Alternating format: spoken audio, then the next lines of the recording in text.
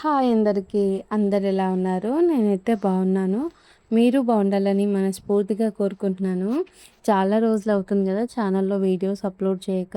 మొన్న థర్స్‌డే రోజు ఆఫ్టర్‌నూన్ 2:30కి అమ్మమ్మ అయితే చనిపోయింది. ఇంకా అప్పటినుంచి వీడియోస్ అయితే నేను రికార్డ్ చేయడం కానీ, అప్‌లోడ్ కానీ ఏం చేయలేదు.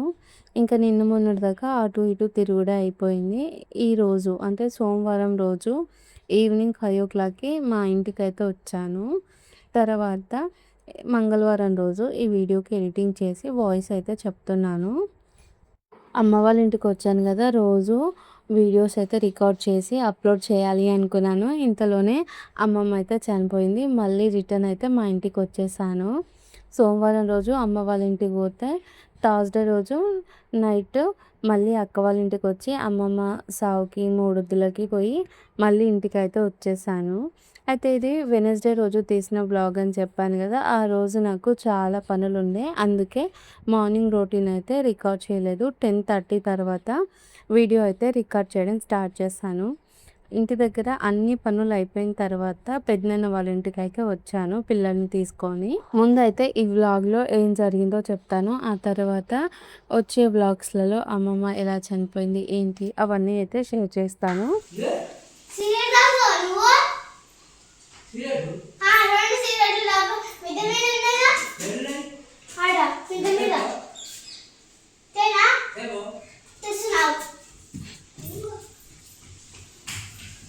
పెదనాన్న వాళ్ళ ఇంటికి రాగానే పిల్లలు కొద్దిసేపు ఆడుకొని మిద్దె పైకైతే పోయిండ్రు. అక్కడ 2 సిగరెట్ డబ్బాలైతే దొరికినాయంట. అవి తీసుకొచ్చి విషమ్మ, తాత నువ్వు సిగరెట్ తాగుతావా అని అడుగుతుంది. కాకపోతే అవి మా పెదనాన్నవి కావు. విషమ్మనేమో తాత సిగరెట్ తాగితే హెల్త్ ఖరాబ్ అవుతుంది అన్నట్టుగా అడుగుతుంది మా పెదనాన్నని. ఏంటిదిరా?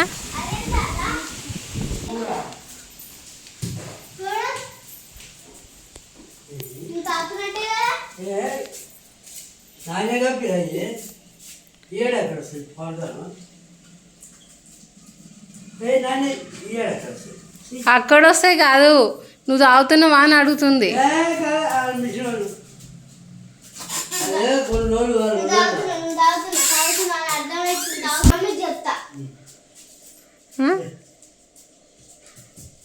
ఏమైంది? రైస్ కుక్కర్లో వండుతలేవా అన్న? ఎందుకే? నేను చూసి అందరు రైస్ కుక్కర్ ఉంటే మళ్ళీ నువ్వు రైస్ కుక్కర్లో వంతలేవు.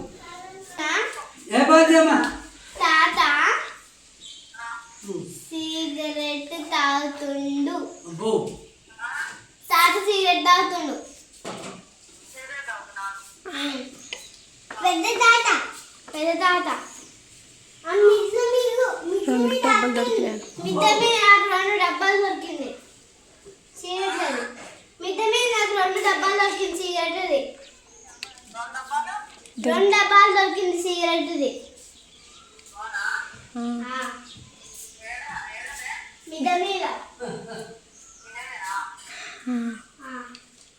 ఇక విషయమనేమో తాత సిగరెట్ తాగుతుండు అని చెప్పి స్వప్నక్కకైతే కంప్లైంట్ చేస్తుంది. అక్క అప్పుడప్పుడు పెద్దనాన్నకు చెప్తుంది అనమాట. పెద్దనాన్నకు కానీ నాన్నకు కానీ బీడీలు తాగొద్దు, హెల్త్ ఖరాబ్ అవుతుంది, మీరు మానేయాలి అని చెప్తూ ఉంటుంది. కాకపోతే మా వాళ్ళకు సిగరెట్ అలవాట్లేదు, అప్పుడప్పుడు బీడీ అయితే తాగుతారు. అయితే ఈ సిగరెట్ ప్యాకెట్లు ఎక్కడివి అంటే, మొన్న అమ్మ వాళ్ళు పొలం కోసేటప్పుడు వరి కోసే మిషన్ వచ్చింది కదా! అయితే ఆ మిషన్ పొలం కోసే వరకు నైట్ అయిపోయిందంట. అందుకే ఆ నైట్ మా పెద్దనాన్న వాళ్ళ ఇంట్లోనే స్టే చేసిండంట. వాళ్ళు బిల్డింగ్ పైన పడుకున్నారు. అయితే 2 సిగరెట్ డబ్బాలు తీసుకొని పోయి పడుకొని అట్లనే తాగి కొంచెం అక్కడే స్టే చేసినట్ట. ఇక తెల్లారి మళ్ళీ హడావిడిలో ఆ సిగరెట్ ప్యాకెట్స్ మర్చిపోయిండ్రంట.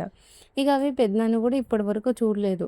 నిన్న నైట్ బాగా వర్షం వచ్చిందని చెప్పిన కదా! వర్షం వచ్చినప్పుడు అవన్నీ నానిపోయినాయి. ఇక విషము కన్నేనేమో బిల్డింగ్ పైకి ఎక్కిన తర్వాత ఆడ సిగరెట్ ప్యాకెట్లు దొరికితే పెద్దనాన్న తాగుతుండు, తన హెల్త్ ఖరాబ్ అవుతుంది అని అయితే తనని క్వశ్చన్ చేస్తూ ఉన్నారు. ఇంకా ఈలోగా నేనేం చేశానంటే పెద్దనాన్న వాళ్ళ ఇల్లంతా మీకు చూపించి ఒక మామిడికాయ అయితే తెంపుకొని బిల్డింగ్ పైకైతే వచ్చి మా బావి అయితే చూస్తున్నారు కదా! మా పెద్దనాన్న వాళ్ళ ఇల్లు బిల్డింగ్ ఎక్కితే మాకైతే మా బావి కనిపిస్తది. ఈడ 2 చింత చెట్లయితే ఉన్నాయి గదా! ఇదే మా పొలము. ఈరోజు నాకైతే నా ఫోన్ చాలా నచ్చింది.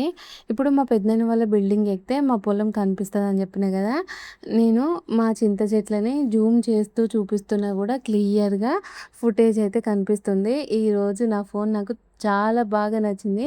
మంచి క్లారిటీగా అయితే వీడియోస్ వస్తున్నాయి.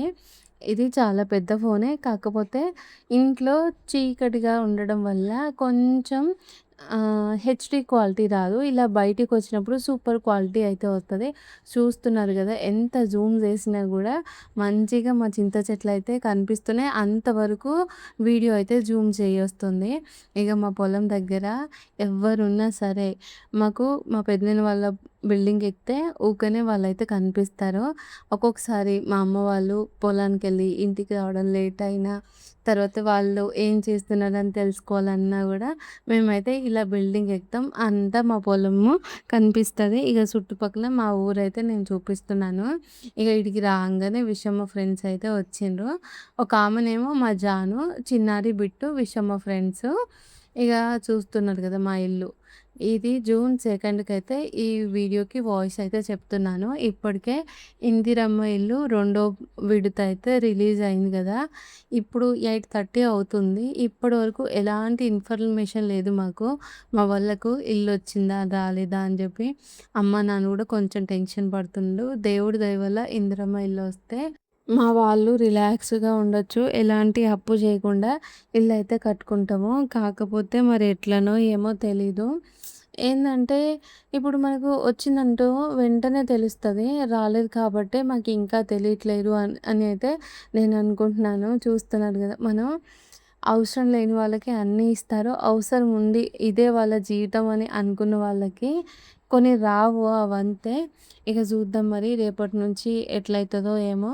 ఒకవేళ వస్తే మీ అందరితో మంచిగా షేర్ చేసుకుంటాను. ఇక రాకపోతే ఇక మా వోళ్ళే ఒక చిన్న రూము రేకులేసుకుంటా అని చెప్పేసి మా నాన్న అయితే అంటున్నారు.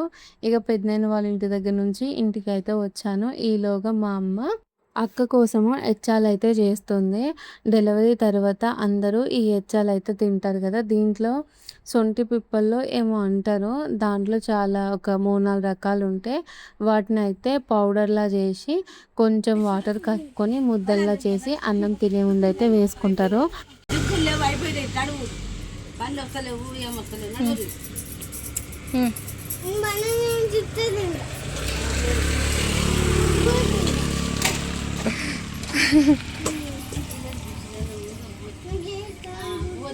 ఎన్ని తిన్నారు నిన్న మొత్తం కథం అయిపోయినాయి ఎవరన్నా ఒకసారి తినాలి ఊరికి తింటే జ్వరం వస్తుంది రుచి రాదు ఎవరో ఒకసారి రుచికొస్తుంది అవి తింటే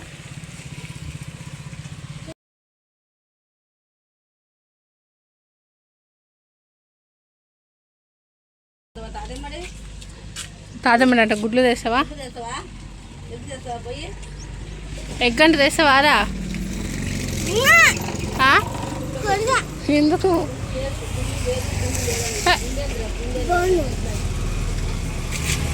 అలా ఆ మసాలా వేసుకున్నప్పుడు మనము గ్రేవీ కర్రీస్‌తోని కాకుండా కారం పొడితోనే అన్నం తినాలి అనైతే అంటారు.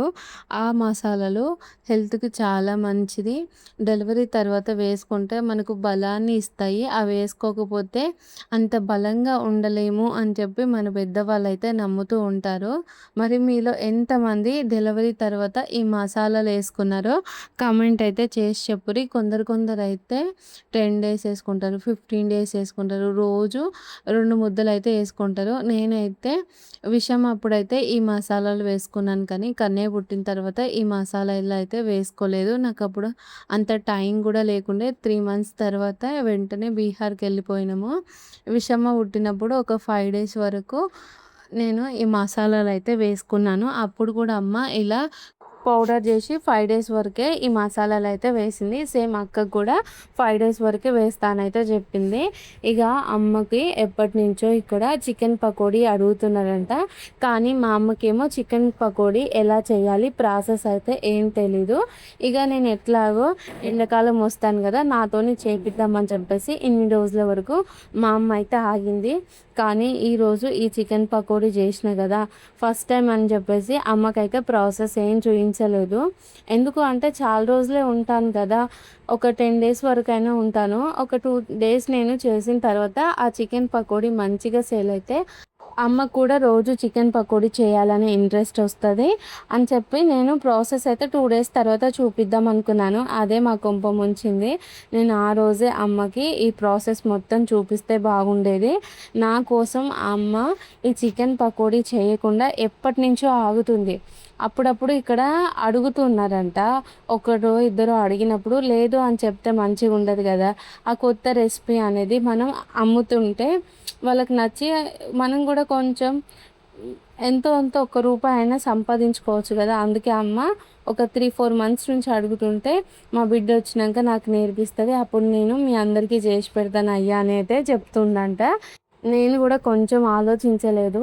అమ్మ ఎప్పటి నుంచో ఈ చికెన్ పకోడీ చేయడం కోసం వెయిట్ చేస్తుంది. అలాంటప్పుడు ఫస్ట్ రోజే ప్రాసెస్ చూపిస్తే బాగుండేది. నేను ఆ రోజు ప్రాసెస్ అయితే చూపించలేదు. తీరా గురువారం రోజు చికెన్ తెద్దామనే లోపుగానే అమ్మమ్మ చనిపోయిందని ఫోన్ అయితే వచ్చింది. ఇక అమ్మ వెంటనే అమ్మమ్మ వాళ్ళ ఇంటికి వెళ్ళిపోయింది. మేము ఇంకా ఆ రోజు నైట్ అక్క వాళ్ళ ఇంటికి అయితే వచ్చేసాము. ఇక మళ్ళీ సావు మూడొద్దులు అని చెప్పేసి అటే తిరిగినాము. మళ్ళీ అక్కడి నుంచి నేను అమ్మ వాళ్ళ ఇంటికి ఏం వెళ్ళలేదు. మళ్ళీ రిటర్న్ మా ఇంటికి అయితే వచ్చిన. ఇక నేను పకోడీ చేయలేదు, అమ్మకైతే చూపించలేదు. ఒక్కటే రోజు చేసిన. నాకే బాధగా అనిపించింది. ఇప్పుడు అంత టైం కూడా లేదు అమ్మకి వెళ్ళి చూపించడానికి. మళ్ళీ ఈ శుక్రవారం రోజు మా అమ్మమ్మ దినాలు. ఆ తర్వాత మేము ఎల్లమ్మ పండుగ, ఉప్పలమ్మ పండుగ చేయాలి అనుకుంటున్నాము. ఇక మేము పోయే రోజు అయితే వస్తుంది. అమ్మ ఇన్ని రోజులు వెయిట్ చేసినందుకు ఈ ప్రాసెస్ చూపించలేకపోయానని నాకైతే బాధగా అనిపించింది.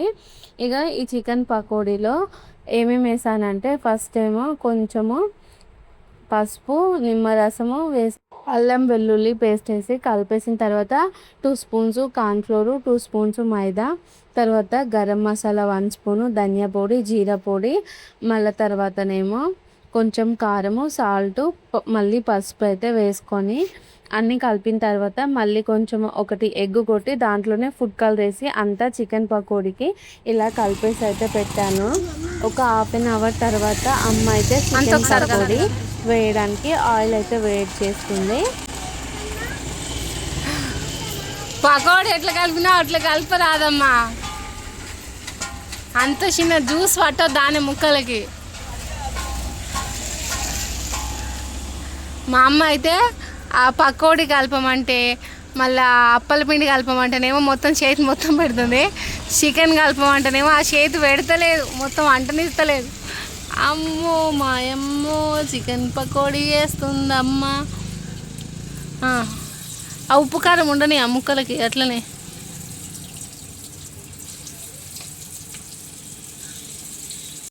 మా అమ్మ పొద్దున్న పకోడీ చేసేటప్పుడేమో ఇట్లా మొత్తము చెయ్యి అల్లబెట్టి మంచిగా పిసికేసింది. ఇది చికెన్ కదా, మళ్ళీ ఎగ్ కూడా వేసినాము. కౌసు వాసన వస్తుందేమో చెయ్యి అని చెప్పేసి ఇలా మీద మీద కలుపుతూ ఉంది. ఇక నేనైతే అన్నాను కదా, పకోడీ అప్పల పిండి పిసికి చేసినట్టే ఇది కూడా నువ్వు అమ్మేదే, నువ్వు చేయడం అయితే అలవాటు చేసుకోవాలి అని అయితే చెప్పిన. ఇక మా అమ్మ అయితే పకోడీ వేస్తుంది.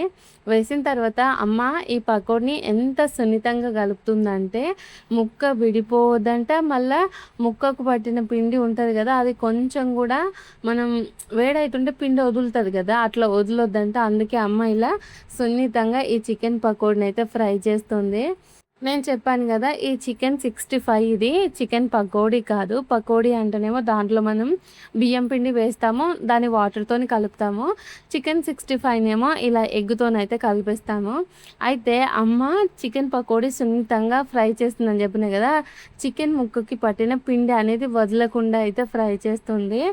అమ్మ ఈరోజు చేయమన్నది నైట్ ఈ చికెన్ పకోడీ అయితే తీసుకున్నారు. తెల్లారి కూడా చేయమని అయితే చెప్పిండ్రు. ఇక తెల్లారి కూడా ప్రాసెస్ స్టార్ట్ చేసే టైంకే అమ్మమ్మ అయితే చనిపోయింది కదా. నేను అమ్మకి ఈ రెసిపీ చూపించలేకపోయినా. నాన్న ఇక ఇప్పటికీ అంటారు, నువ్వు మొన్న పొరపాటు చేసినావు బిడ్డ, ఒక్కరోజు అది చేసినప్పుడు అమ్మకు చూపిస్తే మంచిగా ఉండేది కదా, ఇప్పుడు నేను ఎట్లా నేర్చుకోవాలి ఏంది అని చెప్పేసి మా నాన్న పరిశాన్ అయితే చేస్తుండో. ఇక నేను అన్నాను కదా, నువ్వేం పరిశాన్ చేయకనైనా నేనైతే అమ్మకి ఎట్లా చేయాలో అయితే చెప్తా అని చెప్పిన. అయితే అమ్మకి ఏంటి అంటే ఇప్పుడు ఇవన్నీ మసాలాలు ఎంతెంత వేయాలో చెప్పిన కాబట్టి తనకు అర్థమవుతుంది. ఈ కార్న్ ఫ్లోర్కి మైదా పిండికి తేడా అయితే తెలుస్తలేదు, రెండు సేమే ఉన్నాయి కదా అని చెప్పేసి మా అమ్మ అంటుంది. ఇక నేనేం చెప్పినంటే ఎట్లాగో రెండు తెల్లగానే ఉన్నాయి, ఆ రెండు ఒకటే క్వాంటిటీలో వేయాలి కాబట్టి ఈ కవర్లో ఉన్నాయి 2 స్పూన్లు, ఆ కవర్లో ఉన్నాయి 2 స్పూన్లు వేస్తే సరిపోతుంది అమ్మ అని అయితే నేను చెప్పాను.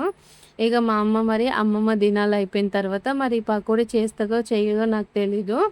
ఫస్ట్ అమ్మ చేసిన పకోడీ అయితే మాడిపోయింది. తను ఏంటి అంటే కొంచెం ఈ కడాయి అనేది నల్లగా ఉండడం వల్ల ఇది ఊకే అమ్మ పైకి అనుకుంటే కలవట్లేదు, అది అడుగున ఉండేసరికి అది మాడిపోతుందా లేదా అని అయితే అమ్మ చూసుకోలేకపోయింది. ఫస్ట్ వేసిన పకోడీ అయితే తీసింది. ఇక సెకండ్ వేసిన పకోడీని నేనైతే ఫ్రై చేశాను. పకోడీ ఒక 80% ఫ్రై అయిన వెంటనే దాంట్లోకి పచ్చిమిర్చి కరివేపాకు అయితే వేసుకొని ఫ్రై అయితే చేస్తున్నాను. నిజంగా ఈరోజు ఈ పకోడీ టేస్ట్ అయితే చాలా బాగుంది. మా పిల్లలకైతే బాగా నచ్చింది. ఒక 2 తీసుకున్నారు, వాళ్ళకు కూడా బాగా నచ్చింది. కానీ మా అమ్మకే ఈ పకోడీ ఎంత కమ్మాలో తెలవట్లేదు. ఎందుకంటే ఇప్పుడు చికెన్ వచ్చేసి ఆ రోజు 140నో 150నో ఉంది. 1/2 కేజీ చికెన్ అయితే తీసుకొని వచ్చాము. ఇక్కడ వాళ్ళు ఏంటంటే ఈ పకోడీ కానీ మిర్చీలు కానీ ఒక 20 రూపీస్కి పెట్టమని, 10 రూపీస్కి ఎంత పకోడీ వస్తే అంత పకోడీ పెట్టమని అడుగుతారు. కానీ చికెన్ ఏమో ఎక్కువ రేటు ఉంటుంది. తెచ్చి చేసినందుకు కూడా మనము కొంచెం ఎక్కువగానే అమ్ముతాం కదా. ఇప్పుడు 50 రూపాయల చికెన్ తెచ్చినప్పుడు దాన్ని ఒక 70 రూపాయల కన్నా అమ్ముతాం కదా. అంత పైసలు వీళ్ళు పెడతారో పెట్టరో అని అమ్మ కూడా అప్పుడు ఒక ఆలోచనలో అయితే ఉంది. ఆ తర్వాత ఇంకా మళ్ళీ పకోడీ చేస్తే ఎలా అమ్ముతుందో ఏమో తెలీదు. కానీ ఫస్ట్ రోజు చాలా తక్కువగా అమ్మేసింది. ఇట్లా కొంచెం 50 రూపీస్కి ఇంత చేతితో పెట్టడం అయితే స్టార్ట్ అయితే చేసింది. 2 తీసుకున్నారు. పిల్లలు కూడా ఫస్ట్ రోజు కదా కొంచెం చికెన్ పీసెస్ అయితే తిన్నారు. నేనేమో ఫస్ట్ రోజు పకోడీ చేస్తున్నాను కదా, అందరు టేస్ట్ చేయాలి అన్నట్టుగా పిల్లలకేమో కొంచెమే ఒక 2 ముక్కలు వేస్తానని అయితే చెప్పాను. మా అమ్మనేమో లేదు లేదు పిల్లలకు కడుపు నిండా వెయ్యని అయితే చెప్పింది. ఇక చికెన్ పకోడీ చేస్తున్నాను, అక్క కూడా షాప్ దగ్గరకు వచ్చి పకోడీ అయితే చూస్తూ ఉంది. ఇక నేనేం చేశానంటే అంత బౌల్లోకి ఇలా కలిపేశాను. ఫస్ట్ది కొంచెం మాడిపోయినట్టుగా అయ్యింది కదా, నేను చేసిందేమో కొంచెం రెడ్డిష్ కలర్లో ఉంది, అందుకే 2 కలిపేశాను. ఇక మా కన్నయ్య, మా విషయమ్మ, మా జాను ముగ్గురు ఆగట్లేదు పకోడీ పెట్టమంటే. నేను ప్లేట్లో ఒక 4-5 ముక్కలే పెట్టిన. మా అమ్మ ఏం చేసిందంటే అవి తిన్న తర్వాత మళ్ళీ పిల్లలకి పకోడీ అయితే పెట్టింది. ఇక్కడ నేను అమ్మడానికి నాకు ఎక్కువ పైసలు రావాలి అన్నట్టుగా అట్లా ఏం చేస్తలేను. అంటే మీరు అంటారు కదా మళ్ళీ పిల్లలకు పెట్టకుండా అమ్మడానికే చూస్తున్నావు నువ్వని. కాకపోతే ఆ రెసిపీ చేస్తున్నామని అందరికీ తెలియాలి అనే ఉద్దేశంతోనే పిల్లలకి తక్కువ పెట్టాను. కానీ మా అమ్మ తర్వాత పిల్లలకి ఎక్కువ అయితే పెట్టింది. ఇక అమ్మకైతే పకోడీ ఇచ్చి ఇక నువ్వు దీన్ని ఆడబెట్టాను అయితే చెప్పి ఇంకా నేను హ్యాండ్ వాష్ చేసుకున్నాను. ఇంకా అప్పటికి నాకు తలనొప్పి అయితే స్టార్ట్ అయిపోయింది. వీడియో అయితే ఎండ్ చేశాను. కానీ ఒకటే బాధ, అమ్మకి ప్రాసెస్ చూపిస్తే బాగుండేది అని. ఓకే ఫ్రెండ్స్, బాయ్ మరి, గుడ్ నైట్.